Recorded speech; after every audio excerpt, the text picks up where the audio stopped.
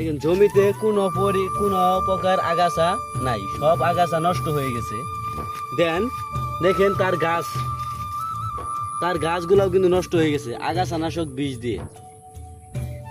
তার জন্য যদি সে শ্রমিক দিয়ে এই ক্ষেতটা আপনার পরিষ্কার করাইতো তাহলে একটু খরচটা বেশি যেত, কিন্তু আপনার ক্ষেতের অবস্থা এরকম থাকতো না।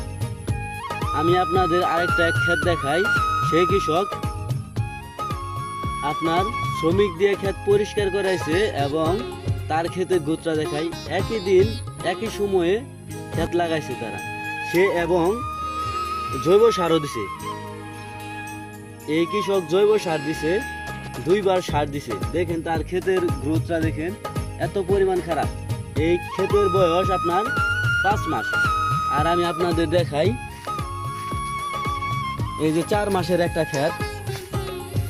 এই কৃষক এতে কোনো প্রকার আগাছা নাশক বিষ ব্যবহার করে নাই। দেখেন 4 মাসের ক্ষেত, আর ওইখানে দেখালাম আপনার 5 মাসের ক্ষেত। যদি আপনারা আগাছা নাশক ব্যবহার করেন তাহলে আপনার জমির ধারণ ক্ষমতা, গুণগত মান দুইটাই নষ্ট হয়ে যায়। আপনারা যদি কলার চাষ করেন তাহলে আগাছা নাশক স্প্রে করবেন না, তাহলে আপনাদের কলার ফলন এবং কলার গাছ অনেক সুন্দর হবে।